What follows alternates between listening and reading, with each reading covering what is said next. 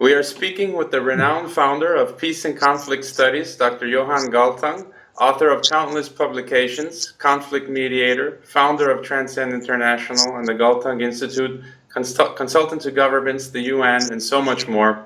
I'd like to cover two central themes today. First, the fall of the US empire and its consequences, either a blossoming republic or catastrophe, as you say.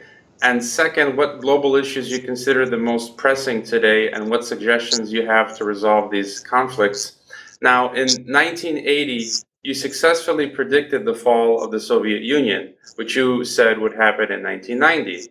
You used 6 indicators to do this, and then in recent years, you doubled those indicators to 12 and applied them in analyzing the fall of the other superpower, the USA.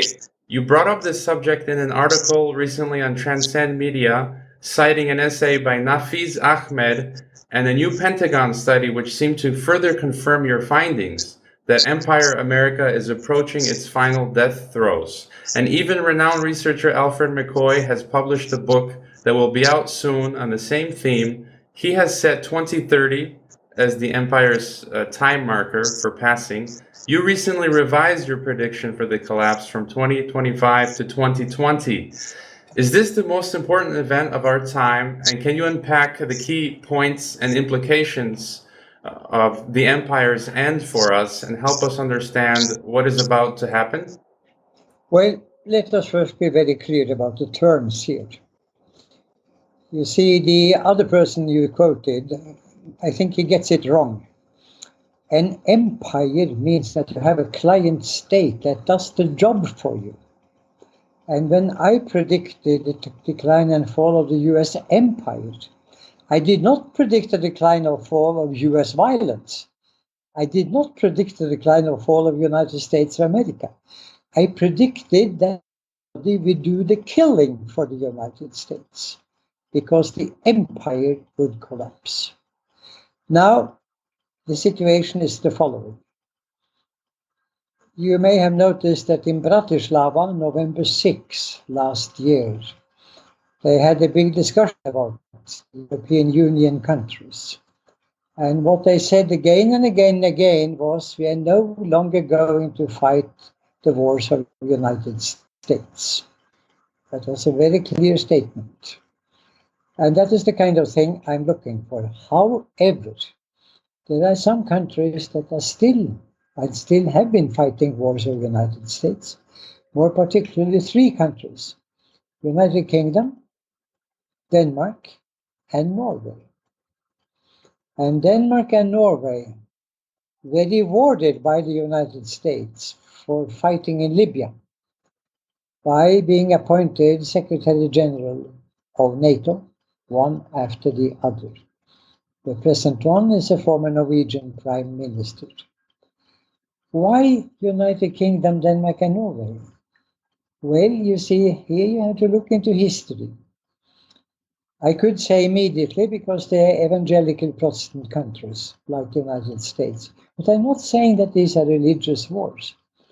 I'm just saying that being evangelical Protestant, the United States, England, with the famous Anglican Church, from which very many people came to what became the United States, Norway and Denmark, being that they have something in common, some kind of loyalty, solidarity. And the countries that refused to fight US wars were Catholic countries and Orthodox countries. So you see, we are not saying that this is religious. I'm only saying that old ties of solidarity play an enormous role. So if I then predicted the decline and fall of the United States empire by 2020, one might say we are today 2017 and we are into the month of September. So Johan Galtung, how about your prediction? You said before 2020. Yes, I stand by that one. But I think the 3 countries I mentioned, United Kingdom, Denmark, and Norway, will distance themselves from United States killing. And that is already happening. And of course, it's particularly easy to distance oneself when the President of the United States is a clinically insane person, Donald Trump. Clinically insane, suffering from autism, living in his own little bubble, and deriving his so-called foreign policy from his bubble. In other words, I stand by my prediction, but it's a little bit more complicated than the person you quoted. I think he got almost everything wrong, and I prefer to forget about it. In your research, you say you were inspired by analyzing the fall of the Roman Empire. Could we say that Trump is not a cause, but a symptom of the end, the degenerating phase of the empirical cycle? He's a part of it. He's a part of it. But what is collapsing now is more than the United States empire. What is collapsing right now is the United States of America itself. But that was not my prediction. I did not predict that they would elect a clinically insane person as president. There's an American term for it. They call it unleveled. One whose mind is unleveled. Well, it's a very polite term for it. I say clinically insane. Autism, suffering from advanced autism. That means lack of reciprocity. Living in your own bubble and not being sensitive to what happens around you. Of course, he is sensitive, he is paranoid, so he is sensitive to negative noises, and he lashes out against them. At the same time, he is very clearly narcissistic, with much too high thoughts about himself. Now, narcissism plus paranoia is the precise nature of his psychosis.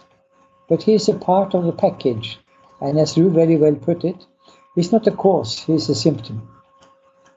And where do you see the U.S. going in the next few years? How do you see could you give us some indicators of how things might unfold, or what might occur with the economy or the society? Well, you see, history is a good guide. In 1898, the Spanish Empire collapsed and the United States moved into the gaps left by the Spanish Empire. Now the US Empire is collapsing and moving into the gaps left by the United States Empire are particularly China, India, economically speaking, and Chindia, they are often called. There are other countries too. Islamic countries play an increasing role in very many regards. But you can then ask the question, what happened to Spain? Well, Spain became fascist. I said the fall was in 1898. It came up immediately. It was a dictatorship. And that lasted 70 years. Franco was the last one. He died in November 75. And there was a short into the so-called Second Republic, which was very beautiful in Spanish history. So if I now should say, maybe this is going to happen to the United States too. In other words, we will get a dictatorship to establish law and order, as dictators always say. And many will argue it is already there. But there is no particular person who is the dictator. It is more run by a combination of Pentagon and Wall Street. In other words, by top generals and top billionaires, top actors in the Wall Street conglomerate. And how they are organized among themselves, I think, would be interesting to know. I don't know it. I think very few people know it, in fact. Looking at, say, Afghanistan, you said earlier that the U.S. obviously should and perhaps would withdraw from Afghanistan. It seems they are reinforcing their commitment to stay and attempting a classical imperial military overstretch. What can you say of the recent Afghan policy statements? to overstretch is not a good analysis. You see, how about simply understanding what Afghanistan is about? You see, in my profession as a mediator, I take direct contact with the parties concerned. I sit with general, two-star general from Pentagon. I sit with people high up in State Department. I sit with people in a place in Afghanistan. In front of me are 3 leading Taliban. So, what does a mediator say? What is my question? Hervoje, I have a very simple question. And it's the same question all the time. What does the Afghanistan look like that you would like to live in? What does the Middle East look like? What does a marriage look like that you would like to be a party to? And so on. In other words, I just ask them to spell out their wishes, their goals, their positive future. And now, it would be interesting if anybody is listening to this in Washington, if they are able to guess what the Taliban said. And the Taliban said the following: eliminate the Duran line. Duran, D-U-R-A-N-D, line. Eliminate it immediately. Now, since I'm into history, and since this is my profession, I of course knew what that was. It was the line drawn by a British imperialist in 1893 to make a border between what was then the British Empire, today it's called Pakistan, that part of it, and Afghanistan. And that guy decided to draw a line 4,000 kilometers, 2,500 miles long, and he drew it according to some principle he was very proud of. And the line cut the biggest nation in the world without a state, the Pashtun, in 2 parts. Now, today they are 50 million. And they live, many of them in Afghanistan, many of them in Pakistan. And to them, that line is a complete crime. It cuts them in 2. And that line was drawn in 1893. And it is quite obvious that when I asked them, what does the Afghanistan look like that you would like to live in? They said immediately, eliminate the Duran line, open border between Pakistan and Afghanistan. Let us move back and forth in what was our old stan, our old where we used to live. It's not a question for us of seeking refuge in Pakistan. Pakistan, we lived partly there, we lived partly in Afghanistan. Let us continue with that. And out of today's Pakistan, Afghanistan, you might make some kind of, shall we say, community. And if I should spin more on that, I would say, yes, a Central Asian community.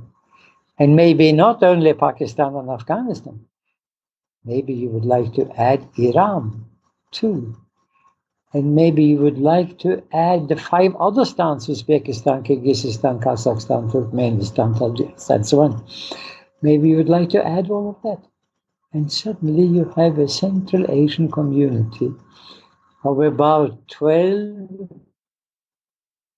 million, excuse me now, let me be careful, 12 million people, and an enormous area, 12,000 square kilometers, and I think 20 million people. Now, this is a big one, and interesting. I'm not quite sure India or China or my neighbors would be very happy about it, but that's their right to establish a community and to do away with the borders that were drawn by others. Many of these borders, as a matter of fact, drawn by the former Soviet Union. the 1893 Durand line is what we have to eliminate.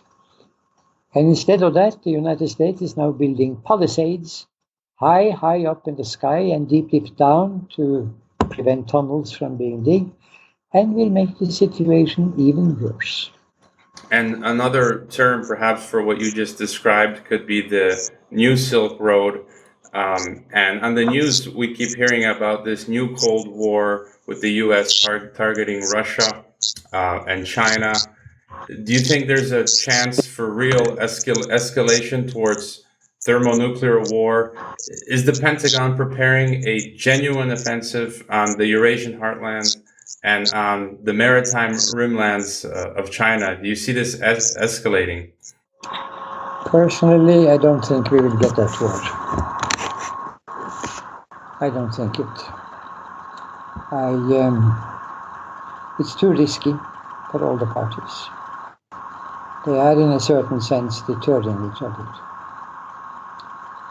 The North Korea has, it seems, been able to dig 19,000 caves inside their mountains.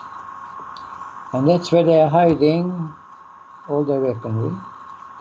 And very many of these caves, and there are also others not necessarily in the mountains, will serve as refuge for the people. It's not that they are not aware that they are in a dangerous position. And mind you, the United States has been bombing Pyongyang to pieces before. They did that, and they could do it again. It's shown that this time North Korea is much better prepared. And what is highly credible is, of course, the artillery aimed at Seoul.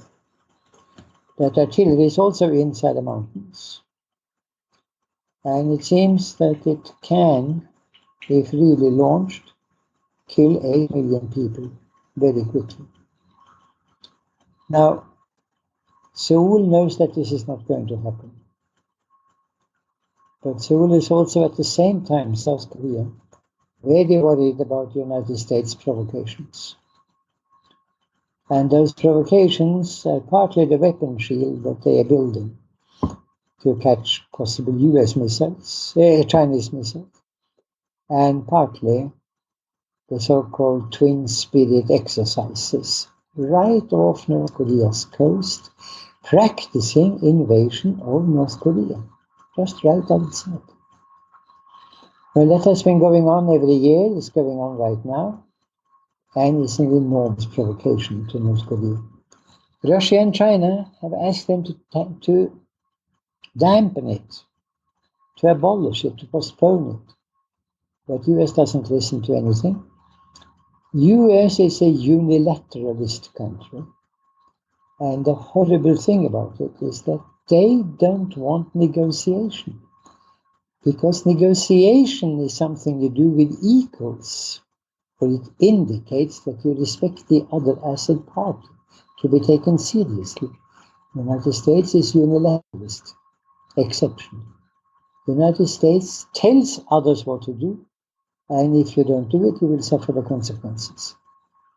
And now they're up against China, doesn't obey that. Russia doesn't do it. And what must be even more vexing for them, a small country called North Korea doesn't do it. We're dealing with, let us say, 19 million inhabitants, very small country. And that country is now at the level of the United States when it comes to the verbal escalation and the de facto escalation with different types of weaponry and so on. All that story we know, it's out in the open, but I don't think we will get aboard. Sooner or later, one of them has to make some kind of move, and I don't think it will be United States. If you want my prediction, it will be South Korea. It may also be South Korea and Japan. It may be that Japan's prime minister is ambivalent about it, On the one hand, there is an alliance, shoulder to shoulder, as they call it, with the United States of America, fighting. On the other hand, he knows perfectly well where in the world Japan is located. It's in East Asia. It is not off California. And ultimately, after all is said and done, would you say the way things will go is that these new Silk Road countries that you mentioned, that in a few decades that will be the center of global economy and culture and politics, which may include South Korea and Japan? Well, China will be important, but also be aware of China's weaknesses. It's an aging population. That's one problem they have. Another problem is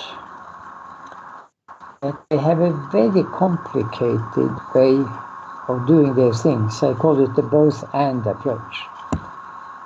You know, they do so many both-ands. They are both doing growth and distribution, where you will see that the West is trying to focus on growth, which now it does badly, and very bad at distribution, with rising inequality. You have rising inequality in China, but you also have lifting the bottom up. So both inequality and lifting the bottom up. Now I have a long list of these both ands for China, and maybe too complicated even for the Chinese to run that. It may also be that they are incurring debt because they are focusing less on export for growth and more on internal changes, very much on lifting lagging villages up. The president, Xi Jinping, is very much insisting on that, and at the same time turning into a Buddhist religious position. It has escaped the West to a large extent, that Xi is a very believing Buddhist, and it has also escaped West's attention that Putin, however much they see him as a politician they don't like, is at the same time a deeply believer in Orthodox Christianity. So we have this interesting thing of a kind of secular pagan leadership, very much by money and by arms in Washington, where you sense nothing religious, no kind of Christian, love your neighbor like yourself and things of that kind, nothing of that. You have that in the West that looks at itself very often as spiritual and Christian.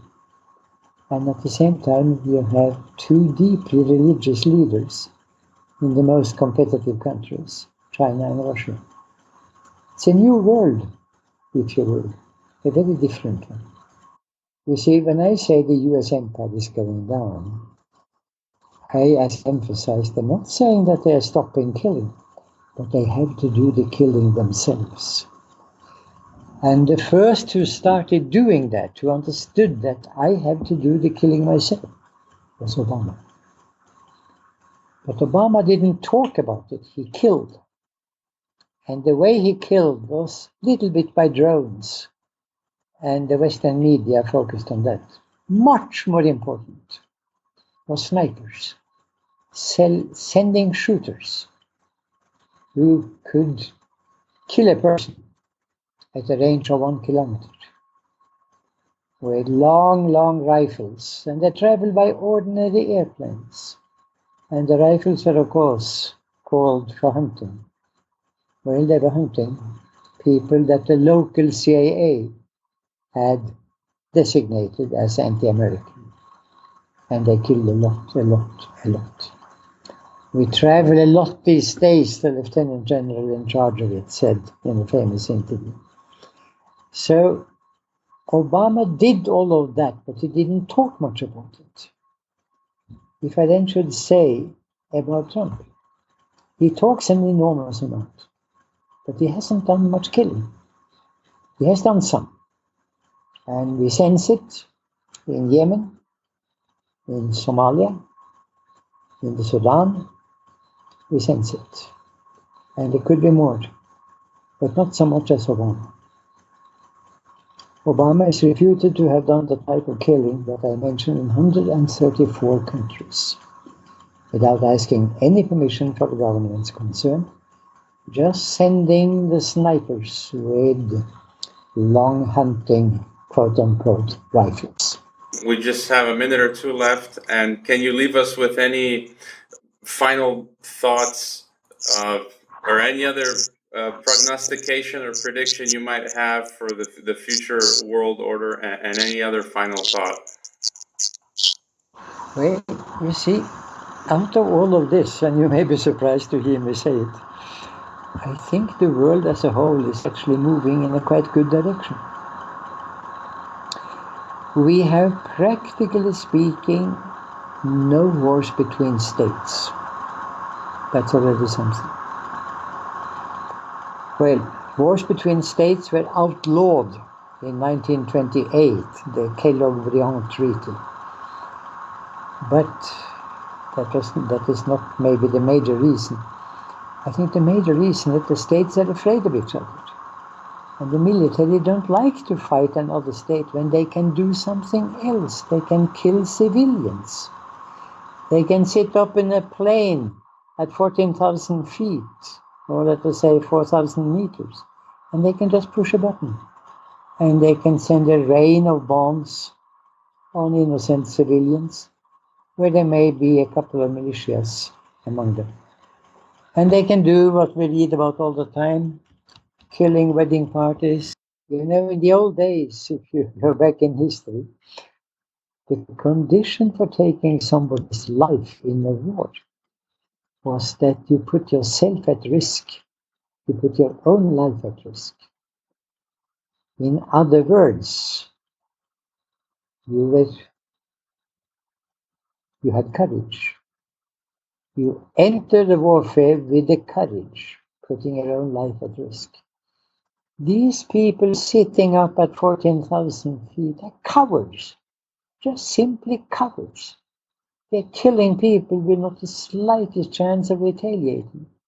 They don't have anti-aircraft missiles, they don't have anything of that. And they're just killing these cowards. And they should be known as such. They shouldn't be called even military, they should just be called cowards. Should be the technical term for them. I have contempt, disgust for these people. Now, how can I then nevertheless say that things are moving? Well, it's one country, the United States of America, and I think it's coming to an end. I think Trump is making a caricature of the United States of America that the US itself will reject.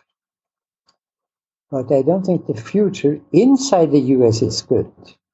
I predict a fascist dictatorship, but I don't think they will be killing.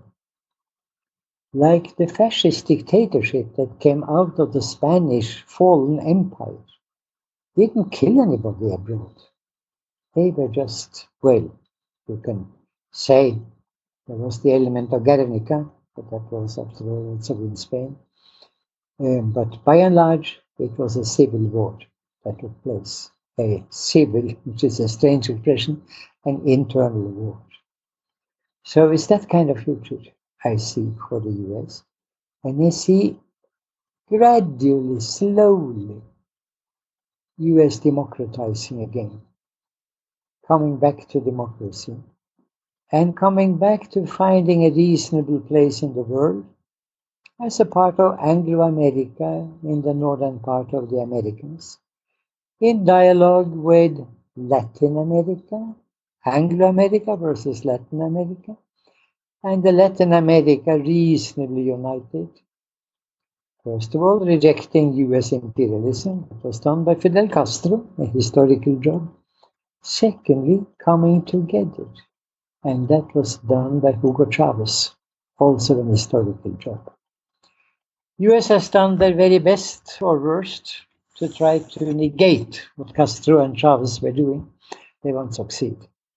And it will be in Anglo-America's interest simply to sit down somewhere and have a balanced, nice dialogue about the best relations between Anglo-America and Latin America.